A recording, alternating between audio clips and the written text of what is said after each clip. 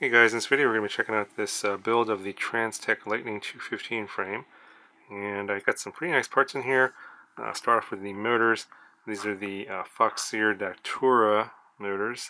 These are 2207, I believe. And these are 2206 2700 kV, some pretty nice motors. I'm using the Dow Cyclone 5040C props, very nice props. Pretty good props for the high kV motor here. I've got the Foxeer Monster V2, and then on the flight controller, it's the Racerstar F4S, so it's an all-in-one flight controller plus 30 amp 4-in-1 ESC into a single board. I did add a capacitor here to reduce video noise. I have VTX03 here. I'm running at 200 milliwatts, so it's 25 and 200 milliwatt power switchable video transmitter. It's a little micro video transmitter. And then I have a little pigtail connector for an SMA adapter here, and I just have, this is the Real ACC UX2. This is the clone of the AXI antenna from Luminaire. So I'm trying this out. It's a pretty good video reception with this one so far.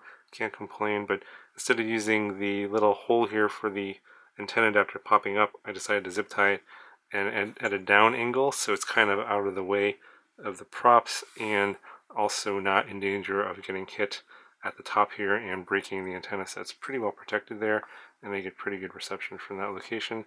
Now the XT60 connector here is actually connected to the side over here, goes under the board, and then makes a right angle and goes out the back. And then I have a zip tied here to the frame for strain relief, so that's working out pretty good. The receiver I'm using is the FreeSky XM Plus receiver. It's buried in there somewhere, can't really, yeah, it's right there. And I just have the antennas coming in here attached to the arms, like so. Now, the frame itself was kind of messed up. The arms had this like Kevlar layer underneath the first layer of carbon, and it's got like a little bit of fiber, and then they're supposed to chamfer the arms here, but they didn't. So I just decided just to paint these just to make it look a little bit nicer, but Banggood is sending me some replacement arms. I just showed them some pictures of that, so I'll be getting some new arms for this at some point, but I guess I'll have some spare arms, because if I do end up breaking this, then I guess I can swap the arms out. But swapping the arms out are pretty easy. Just have a screw there and a screw there. You can swap the arm out. Now the build itself was actually pretty easy. Mounted the Racerstar F4S all-in-one board, single board there, into some standoffs, and I did soft mount them, even though this one has a F4 flight controller and a MPU 6000 gyro. I still decided to soft mount this. And then once I mounted the board, then I ran the wires here, soldered it directly to the board here, and then I just twisted up the wires and then mounted each motor to the arm one by one. And that pretty much summarizes the build. Because there's only one board there, there's not a whole lot to do. At that point, I just soldered on my connections for the video transmitter and the receiver and the camera, and then connected all those up, and that was pretty much it. That was pretty much the whole build. So yeah, not a whole lot to talk about in terms of, this is one of the easier builds.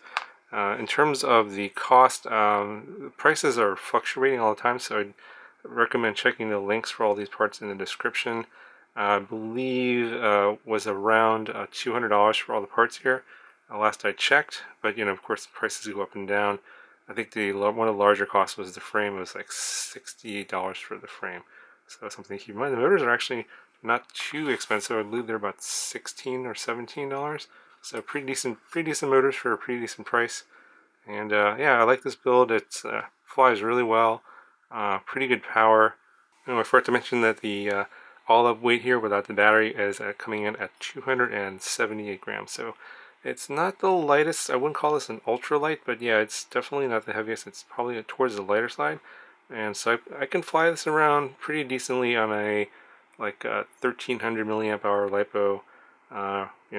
Good hard flying at a good 3.5 to 4 minutes, and without a problem. Obviously, without carrying a GoPro. I think it shouldn't have any problems carrying a GoPro either, but I'd prefer to flying this lighter, so I don't usually fly with a GoPro these days. So in terms of the software setup here, I'm running Betaflight 322, and since these are the BL Heli 32 ESCs, I'm running think it's version 32.1 on here. I don't believe the 32.2 version is available for these ESCs. So, but they're pretty good. I'm running D-Shot 1200, and I'm running the gyro at 8K and the PID loop at 8K. So, pretty, nothing too fancy in terms of setup. The actual PID tuning was pretty easy.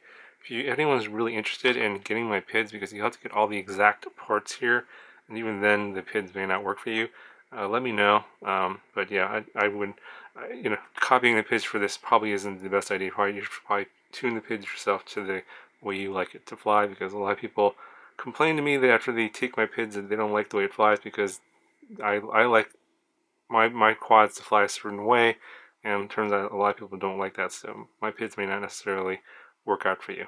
Anyway, I'll go ahead and roll some flight footage for you. Let me know if you have any questions about this build, and I'll talk to you guys in the next video.